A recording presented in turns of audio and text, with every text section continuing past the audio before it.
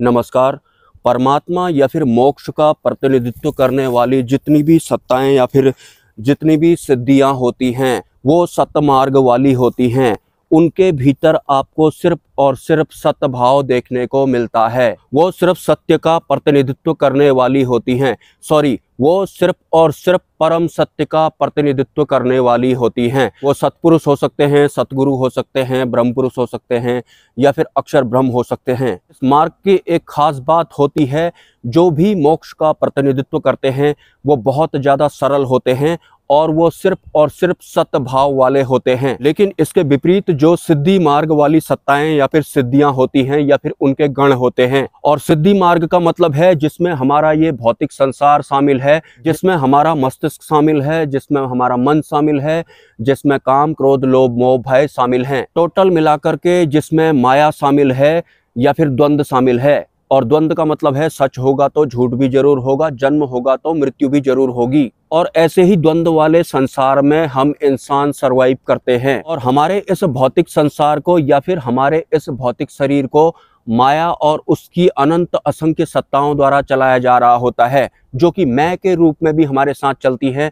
लेकिन एक इंसान जो अपने आप को शरीर मानता है या फिर मैं भाव के साथ जो इस भौतिक जगत में सरवाइव करता है, वो इन बारीक तत्वों को समझ नहीं पाता है। इवन हमारे इस भौतिक संसार के जो सुख और दुख होते हैं वो भी माया वाले सुख और दुख होते हैं। और हर सुख की एक खास बात होती है, जो भी सुख हमें प्राप्त होता है या फिर जिस भी सुख को हम प्राप्त करना चाहते हैं, अगर वो सुख हमें प्राप्त हो जाता है तो वही सुख अपने साथ में 80% दुख भी लेकर के आता है। और ये माया वाले सुखों का एक वास्तविक सत्य है। लेकिन बात सिर्फ इन माया वाले सुखों और दुखों तक ही सिमट कर नहीं रह जाती है। जिन काम क्रोध लोभ मोह भय की बातें आपको सुनने को मिलती हैं, और वास्तव में इस माया रूपी भौतिक जगत को गतिमान रखने का काम जो सत्ताएं करती हैं या फिर हमारे शरीर को भी गतिमान रखने का काम जो सत्ताएं करती हैं, वो माया के अधीन होती हैं। जिन सत्ताओं को आप काम क्रोध लोभ मोह भय बोलते हैं, मतलब इन सब का वास्तविक स्वरूप इनके काम के हिसाब से होता है, वही उनको उत्पन्न करवाना होता है। या फिर ये उसी तरह की चेतनाएं होती हैं। जैसे काम वाली सत्ता होगी तो वो एक काम वाली चेतना है, क्रोध वाली होगी तो वो क्रोध वाली चेतना है, लोभ या फिर भय वाली होगी तो वो लोभ या फिर भय वाली एक चेतना मात्र है। और ये सभी सत्ताएं जो होती हैं वो हमारे शरीर में रहती हैं, हमारे खून में रहती हैं या फिर अनंत असंख्य जो नस नाड़ियां हमारे शरीर में होती हैं उनमें वो रहती हैं। और उसके बाद इस भौतिक जगत में जिस हिसाब का हमारा आचरण होगा या फिर जिस हिसाब का हमारा खान पान होगा, उसी हिसाब से ये जो काम क्रोध लोभ मोह भय वाली सत्ताएं हैं उनकी क्वांटिटी में बढ़ोतरी होती है। मतलब हमारे भौतिक जीवन में या फिर भौतिक शरीर में वही ज्यादा प्रभावी रहेंगे। लेकिन एक सांसारिक इंसान जो माया के आवरण के अंडर में भी होता है और काम क्रोध लोभ मोह भय वाली सत्ताओं के अंडर में भी होता है, इन सब के अंडर में होने के दौरान अगर उसे कुछ दुख प्राप्त होते हैं या फिर सुख प्राप्त होते हैं, हालांकि इस भौतिक संसार के जो सुख और दुख होते हैं वो भी माया के आवरण के अंडर में होते हैं, मतलब माया वाले सुख या फिर दुख होते हैं।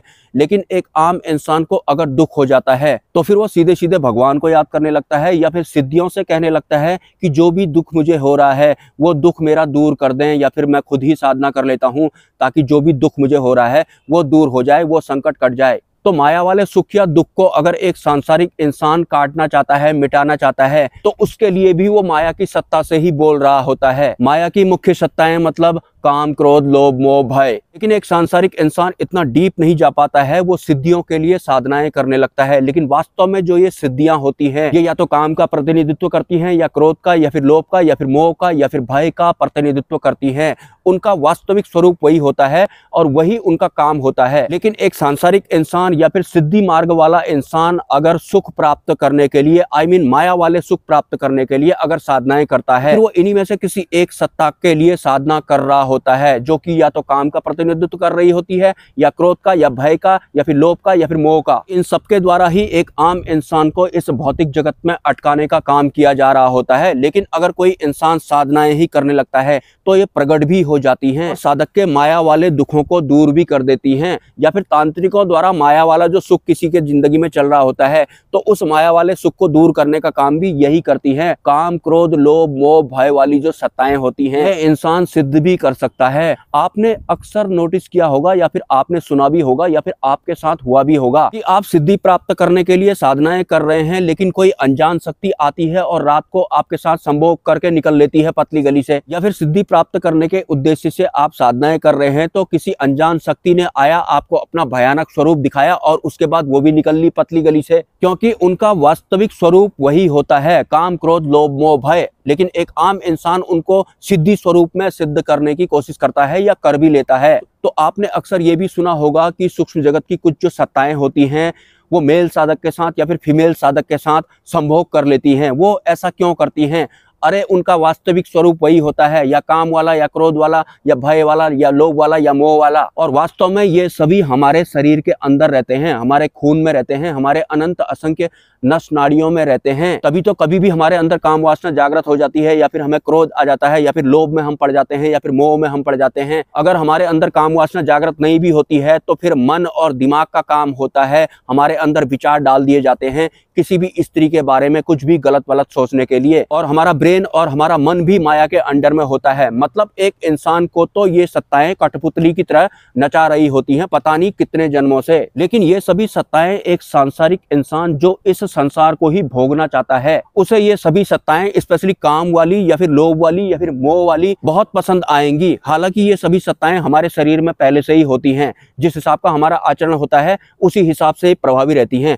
लेकिन अगर हम साधनाएं करने लगते हैं इस भौतिक जगत में कुछ सुख प्राप्त करने के लिए, माया वाले सुख की बात कर रहा हूं, या फिर किसी को दुखी करने के लिए माया वाले दुखों की बात कर रहा हूं, तो इन्हीं सत्ताओं को सिद्ध करके साधक काम भी करवाते हैं। लेकिन एक बड़ी सत्ता इनके ऊपर होती है, ये एक तरह से उनके गण में होते हैं, ये अनंत और असंख्य होते हैं। इनका मुख्य काम होता है हमारे शरीर को, इस भौतिक जगत को, इन पेड़ पौधों को गतिमान रखने का, इनको बनाए रखने का। खाली ऐसे ही नहीं आ गए हम इस शरीर के रूप में इस दुनिया में, हमारे शरीर को अनंत असंख्य सत्ताओं द्वारा चलाया जा रहा होता है। उनमें से ही काम, क्रोध, लोभ, मोह, भय वाली भी सत्ताएं होती हैं। लेकिन सिद्धि मार्ग वाले बहुत सारे साधक जो होते हैं अज्ञानतावश वो इन्हीं सत्ताओं को सिद्ध कर लेते हैं, जिनका वास्तविक काम तो कुछ और होता है, लेकिन वो काम उनसे कुछ और ही ले रहे होते हैं। और फिर बाद में कहने लगते हैं पता नहीं यार, एक शक्ति आई रात में, उसने मेरे साथ संभोग कर लिया, या फिर अच्छा खासा मैं ध्यान या फिर मंत्र जप कर रहा था, कोई सत्ता आई बहुत खूबसूरत थी और उसने संभोग करके मेरा ब्रह्मचार्य खंडित कर दिया। अरे वो काम वाली सत्ता होगी, उसके अधीन में चलने वाली कोई सत्ता होगी, उसकी गण होगी, या फिर उसकी चेली चपाटी होगी, या फिर चेला चपाटा होगा। और ये सभी सत्ताएं प्रभावी भी उसी के साथ रहती हैं जो अंतरिम यात्राएं करने लगता है, मतलब जो मंत्र जप, नाम जप या फिर ध्यान साधना वगैरह करने लगता है। एक आम इंसान के साथ ये सब होता नहीं है। वैसे भी आम इंसान तो कुपित बुद्धि का शिकार होता है, दूषित बुद्धि का शिकार होता है, या फिर श्रापित बुद्धि का शिकार एक दिन हो ही जाता है। अगर उसके साथ ऐसा कुछ होता भी है तो उसे कुछ खास फर्क पड़ता नहीं है, उसकी नज़र में दुनिया में यही सब चल रहा है तो मेरे साथ भी हो गया होगा। लेकिन हाँ, स्वप्न में अगर उसके साथ ऐसा कुछ हो जाता है तो उसके बाद वो कंफ्यूज हो जाता है कि किसी भूत प्रेत ने उसके साथ संभोग कर लिया, या फिर किसी रूप बदलने वाली सत्ता ने खूबसूरत स्त्री का रूप लेकर उसके साथ संभोग कर लिया, या फिर उसका ब्रह्मचर्य खंडित कर दिया।